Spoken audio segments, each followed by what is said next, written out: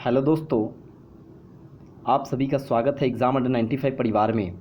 Friends, NCERT science MCQ का आज set 2 हम लोग देखते हैं।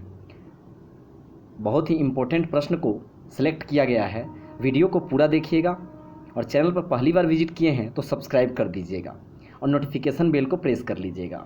और फ्रेंड्स, अगर आप जितने भी टेस्ट हो रहे हैं उसका अगर पीडीएफ पाना चाहते हैं तो पीडीएफ प्राप्त करने के लिए आपको प्ले स्टोर में जाना है और वहाँ पर एग्ज़ाम अड्डा 95 सर्च करके वहाँ पे आपको एप्लीकेशन डाउनलोड कर लेना है।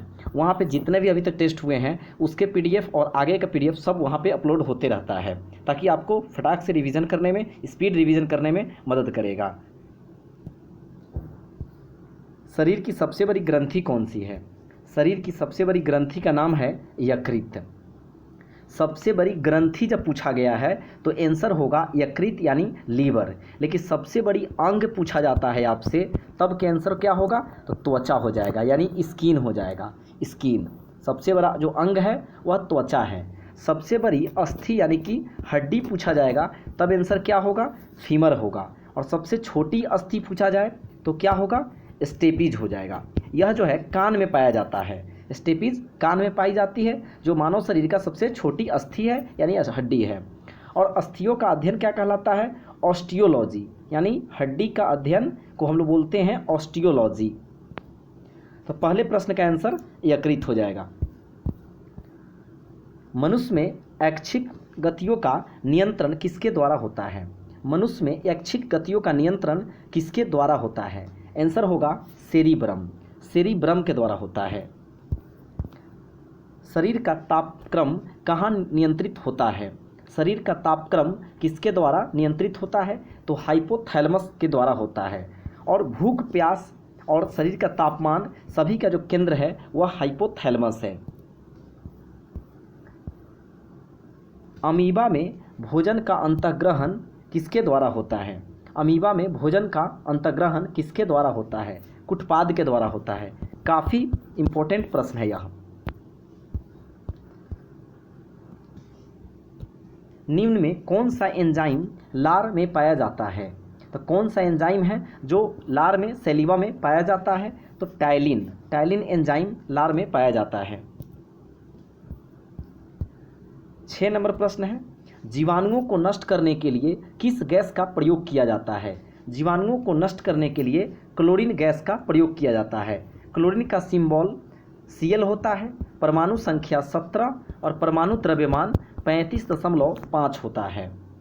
अगर हम बात करें इसमें इलेक्ट्रॉन, प्रोटॉन, न्यूट्रॉन का, तो एक और तरीका यहाँ पे याद रखेंगे, एक फार्मूला Z बराबर P बराबर E, यानी जितना Z होगा एटॉमिक नंबर उतना ही प्रोटॉन और इलेक्ट्रॉन होता है। Z 17 है तो प्रोटॉन भी 17, इलेक्ट्रॉन भी 17 हो जाएगा। लेकिन जब न्यूट्रॉन की बात आएगा तो क्या करना है? 35.5 यानी कि परमाणु द्रव्यमान में से परमाणु संख्या को घटा देना है तो 18.5 आ जाएगा। और क्लोरीन किस घर का है? तो ये है हैलोजन ग्रुप का। हैलोजन ग्रुप क्या है? तो पीरियोडिक टेबल में यानी आवर्त सारणी में जो 17वें वर्ग है, 17वें वर्ग को हम लोग हैलोजन ग्रुप बोलते हैं। कौन कौन है? Fluorine, chlorine, bromine, iodine, astatine. इसको आप कैसे याद रख सकते हैं? फिर कल बाहर आई अंटी, इससे क्या होगा? हैलोजन ग्रुप याद हो जाएगा। फिर कल बाहर आई अंटी यानी fluorine, chlorine, bromine, iodine, astatine, ये 17th ग्रुप में है तो क्लोरीन इसका आंसर हो जाएगा। प्रक्षेपास्त्र का विकास किसने किया था? प्रक्षेपास्त्र का विकास वर्नर वॉन ब्राउन के द्वारा किया गया था। एड्स वायरस क्या होता है? एड्स वायरस एक सूची आरएनए होता है।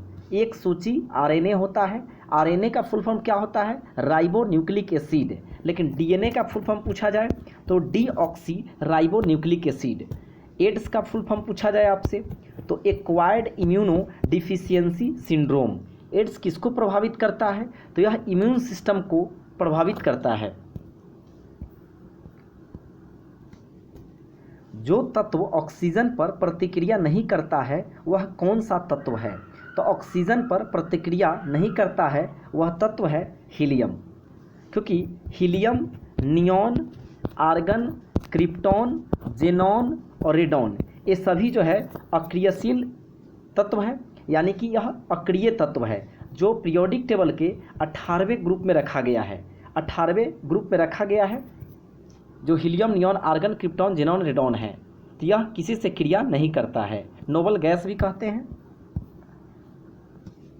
बहुत अधिक ऊंचाई पर मनुष्य की रुधिर कणिकाओं की क्या होता है? तो बहुत अधिक वह ऊंचाई पर जाते हैं तो मनुष्य की लाल रुधिर कणिकाओं की संख्या बढ़ जाती है, क्योंकि जैसे जैसे हम लोग ऊंचाई पर जाते हैं वायु दाब घटने लगता है, एटमॉस्फेरिक प्रेशर घटने लगता है। और एटमॉस्फेरिक प्रेशर को बैरोमीटर से मापते हैं। बैरोमीटर का खोज कौन किया था? तो ई टॉरिसेली किया था। भारत से पहले कितने देशों ने परमाणु बम का विस्फोट किया था? तो 5 देश। भारत से पहले 5 देश परमाणु विस्फोट कर चुका था। भारत परमाणु विस्फोट करने वाला 6ठा देश बना था। कब हुआ था यह भारत में परमाणु विस्फोट? 18 मई 1974। 18 मई 1974 को परमाणु विस्फोट भारत के द्वारा राजस्थान के पोखरण में किया गया था। और आर्यभट्ट कब छोड़ा गया था? तो 19 अप्रैल 1975 को भारत के द्वारा पहला सैटेलाइट यानी उपग्रह छोड़ा गया था। तो आंसर होगा 5। पक्षियों को बहुत ऊंचाई पर उड़ते समय सांस की परेशानी क्यों नहीं महसूस होती है?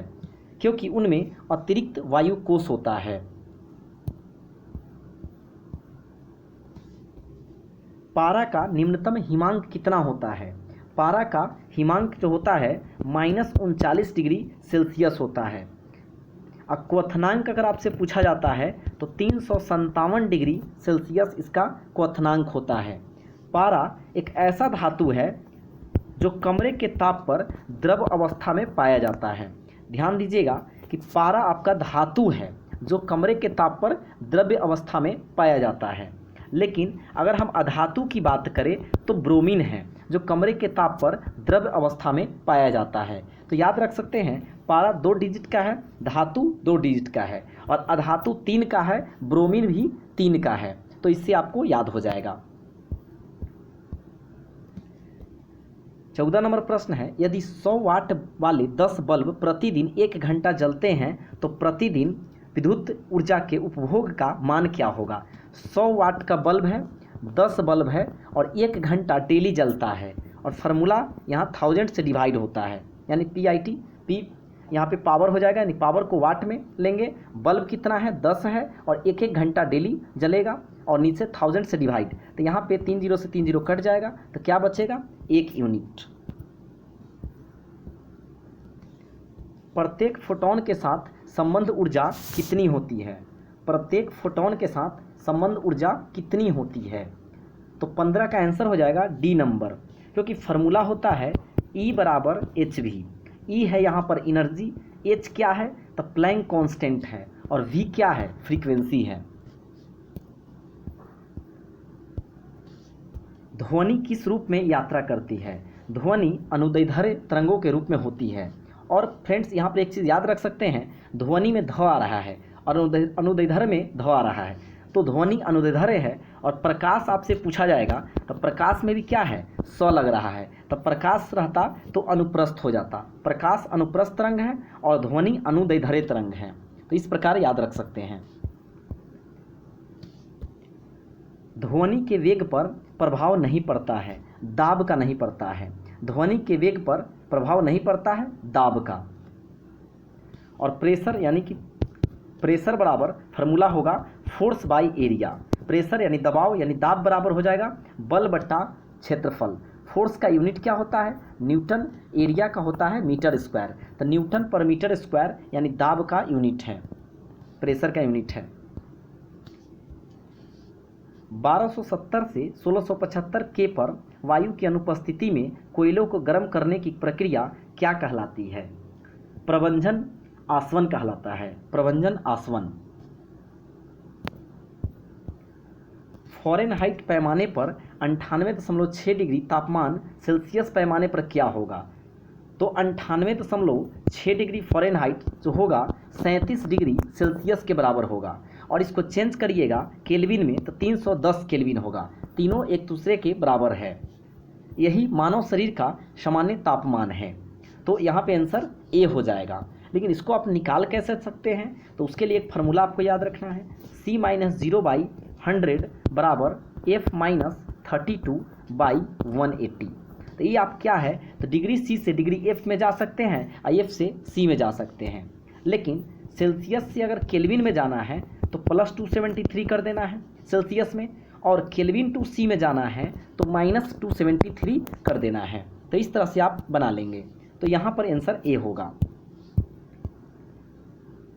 सेल्सियस में माप का कौन सा तापक्रम 300 के बराबर है, तो सेल्सियस में यानी कि के से के दिया है सी में जाना है, तो आपको क्या करना होगा, माइनस करना होगा 273। तो 300 के से जब 273 माइनस करेंगे तो आपका आंसर होगा बी नंबर, यानी 27 डिग्री सेल्सियस के बराबर होगा 300 के। फ्रेंड्स, यहीं पे वीडियो समाप्त होता है। चैनल पर पहली बार विजिट किए हैं तो सब्सक्राइब कर दीजिएगा और नोटिफिकेशन बेल को प्रेस कर लीजिएगा। फ्रेंड्स, सपोर्ट कीजिए और एक शेयर ज़रूर कीजिए, काफ़ी इंपॉर्टेंट कंटेंट लेकर आएंगे।